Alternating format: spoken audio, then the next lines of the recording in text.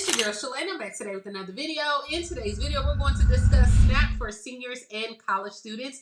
Guys, we're also going to talk about FEMA issuing checks, disaster SNAP, utility bill assistance for those that receive SNAP, and a whole lot more. So if you want to know where the money resides, you've come to the right place. Stay tuned. Your girl's got you covered. Now, if this is your first time tuning into my channel, hi, hello, hey, friend. My name is Shalae, and here on this channel, we discuss shopping, saving, and everything in between. I would love to have you a part of my internet family. Super easy. Click the big old red subscribe button down below when you're in, just like that. So while you're at it, go ahead and give me a like, especially if you love me bringing this content to you. Now, if you are an EBT recipient or not, you can try on Amazon Prime free for 30 days by clicking the link down in the description box, or I'll put it in the cards as well. All right, guys, so let's go ahead and jump right into it because we don't have any summer EBT or Sunbucks. Right now, there is a proposal to go ahead and expand SNAP benefits for every college student. So Senator Ron Wyden, he's the one who's really supporting the Student Food Security Act.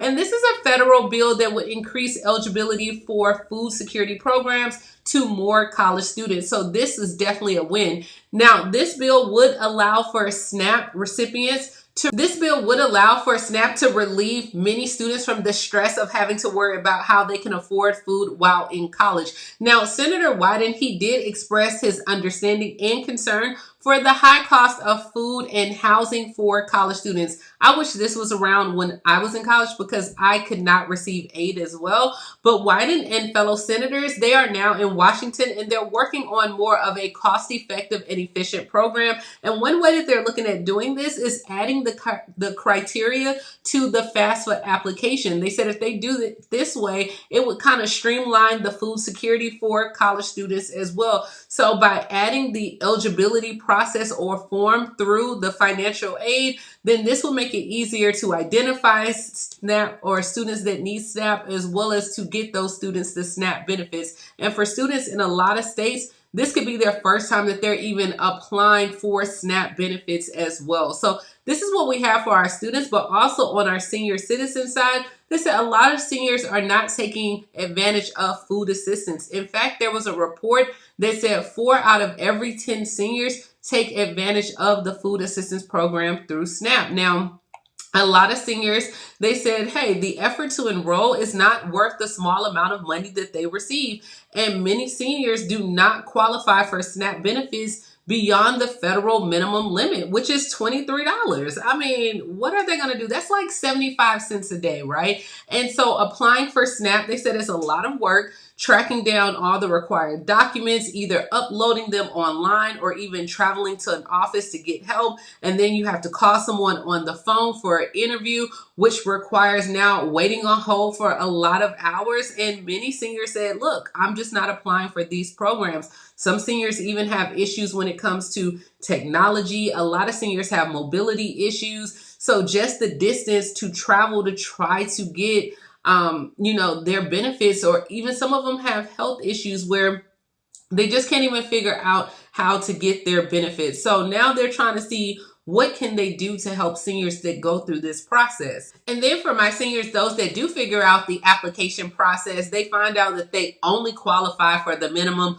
which is $23. So let me know, seniors, is that the reason why you're not applying for your benefits or no? But let's go ahead and head to Florida, where SNAP recipients can apply to replace food for those that have been lost through the hurricanes. So Floridians who receive SNAP benefits, you are now eligible to go ahead and apply for your replacement benefits after the hurricane. So SNAP recipients, if you lost food or power outages that were caused by the hurricanes, then they are welcoming you to apply. There are some eligibility rules. Of course, you have to be a SNAP recipient. You must complete the form by October 19th, which is Saturday. Now, pre-registration is about to open up for disaster SNAP, and that is aid for North Carolina, Georgia, Tennessee as well. Now, the pre-registration, it varies in different states. I know in North Carolina, they have 25 counties, as well as all the members of the Eastern Band Cherokee and Indians living in zip code 28719 that have been impacted by hurricanes. You can go ahead and apply to receive your one-time benefit to buy food through disaster SNAP. Georgia, they're going to operate in 4 different phases, but applicants will be notified of their award within 3 days of completing the application. And then you would also receive those funds on an EBT card as well to go ahead and help you buy food. Now, the cards for Disaster SNAP, they will be either made available to you at a pickup location or site, or you'll receive them in overnight mail. And Disaster SNAP is good for about 9 months as well. But the exact amount, it depends on based on like your housing size as well as your income and then the disaster loss that you receive. So remember, Disaster SNAP is for those that don't receive SNAP benefits. Replacement SNAP is for those that do receive SNAP benefits. Now, speaking of hurricanes and all these things, FEMA is offering assistance as well. So if you were affected by the hurricane, then they are urging you to go ahead and apply for disaster assistance, not Disaster SNAP, but apply for it without hesitation, and it will not affect any other benefits that you receive. So there's a lot going on about how much you're going to get. I think on TikTok, people were saying they were getting like $770 checks. I don't know. They said it just depends. The amount can be higher or lower. But if you receive like Social Security, SSI, SNAP, or any other programs, then you don't have to worry about it. It won't affect those programs at all. The money that they're giving you is a grant, it's not a loan. So because it's a grant, you don't have to pay any money that you receive from FEMA back to them. In rare cases, they may require you to go ahead and return the funds. Like if you try to get benefits and then someone else in your household tried to get benefits as well, but usually they don't. And the benefits are not taxable as well. But FEMA disaster funds, they're to help survivors pay for like the temporary housing, essential repairs, home repairs, personal property replacement, and other serious disaster related needs that has not been covered by your insurance as well. Homeowners in those areas, of course, definitely go ahead and apply as well.